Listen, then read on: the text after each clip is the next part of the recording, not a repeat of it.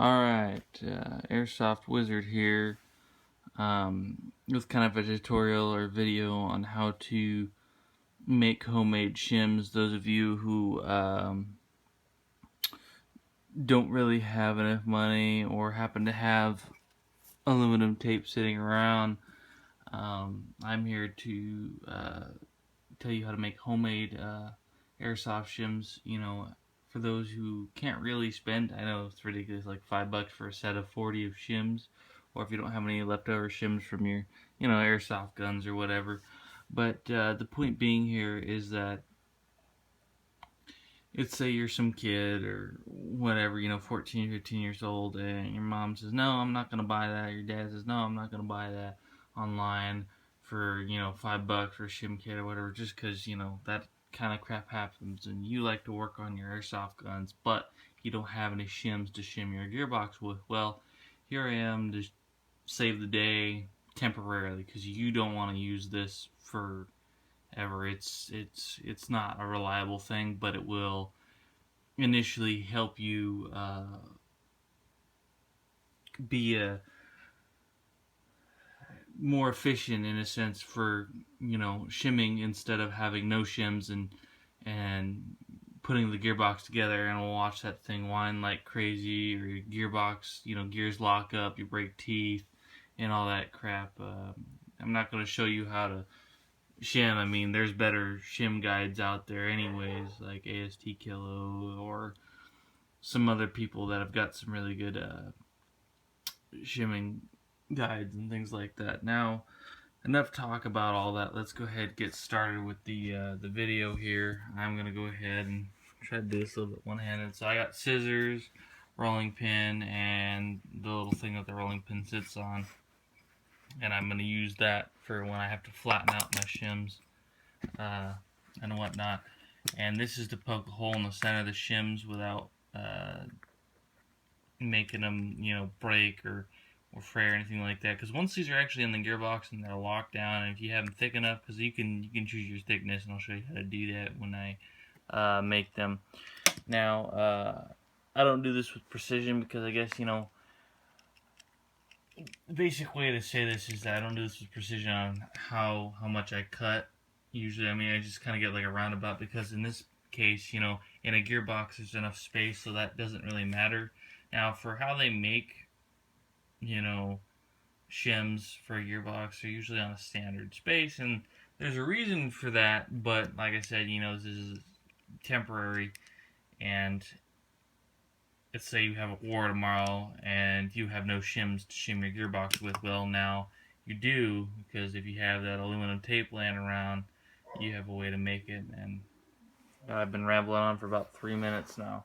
So, yeah, let's go ahead and get started. So I'm just going to go ahead and take my scissors. I'm going to get a roundabout here. Come on here. Say, like that right there.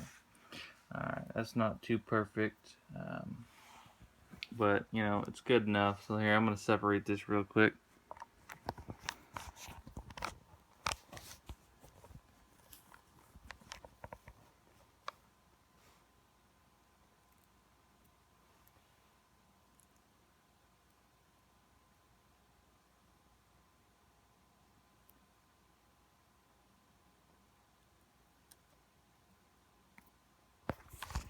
I just had to separate the little paper backing of aluminum. Anyways, so yeah.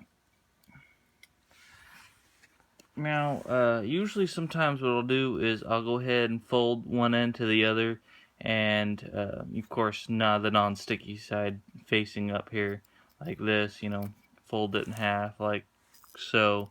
But I've got a little bit of a different method today that I thought of that would be really good and useful for, close to 0102, realistic style shims, and you can make more out of what you see here, and that'd be more useful than this big old thick piece that you'd see that'll be like 08.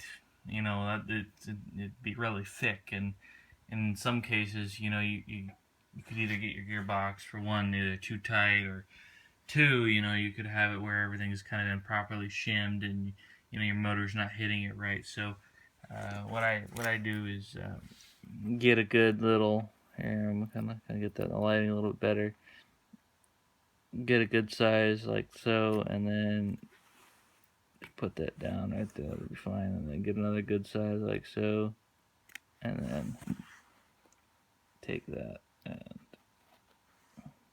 yeah, this is something basic. It's kind of something I came up with. I mean, you're thinking, yeah, it's pretty easy to come up with something like this, but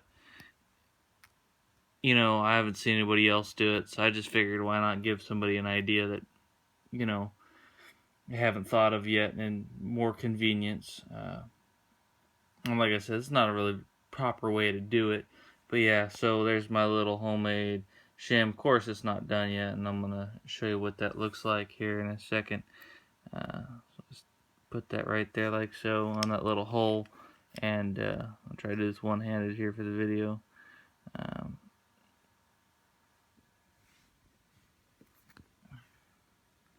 Yeah, it's kind of not holding up too well in that framing because I'm usually doing thicker. I'm able to hold that down a little bit better. Yeah, and of course it just... Oh, it did go through. It's actually right there.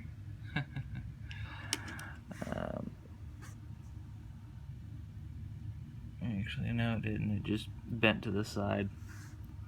I'll try that one more time. First, I'm going to flatten that out. You know, that's probably what I should have done in the first place. Just flatten it out with a rolling pin. Okay, and then it usually helps for me is flip to the other side and do that again. Alright, and pull it off. Then you've got a really thin size. As a matter of fact, that's probably right around the yeah, that kind of feels like a 0-1 there, if not 0-2 or somewhere in there. You know, I don't really have a little micrometer to read that, but I've felt those kind of shims before. My girlfriend's dad's house, you know, he plays Airsoft with us, so, you know, knowing those shim sizes, you know, I'm going to set the camera down for 1 second.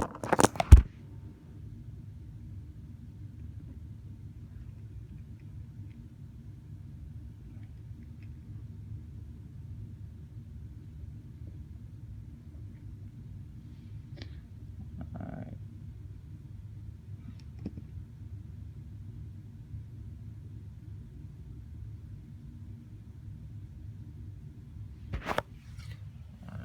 I actually got a little hole in it. We're gonna poke through it, and I'm gonna go ahead and flatten that all out, and yeah.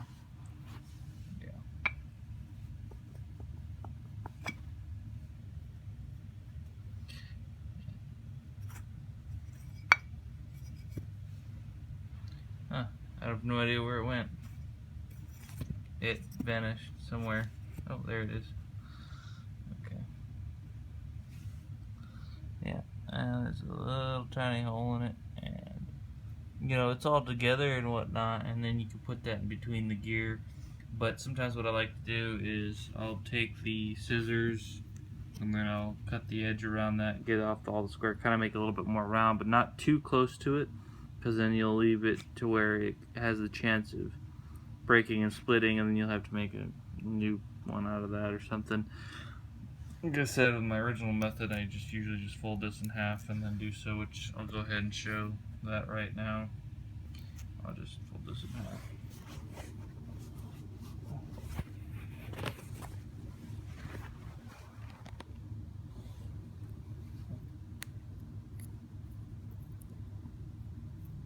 So,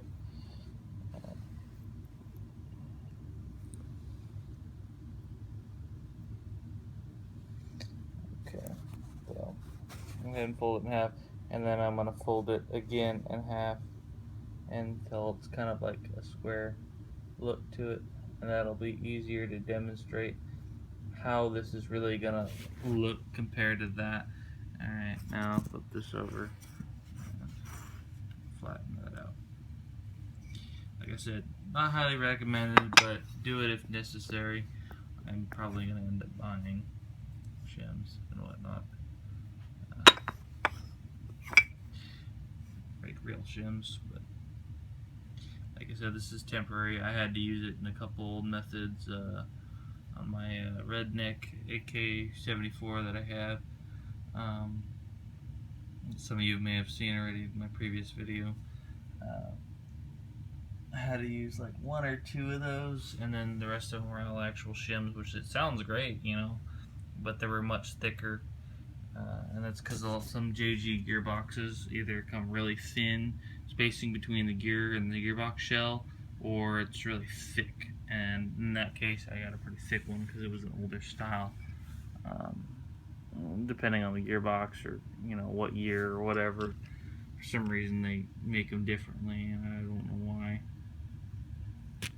Alright, so yeah, I think that pierced through, and that's a better example of what that's supposed to look like. So yeah, there's that.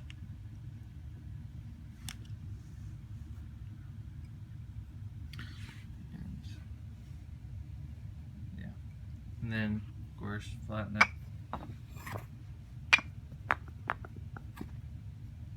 And flip it over.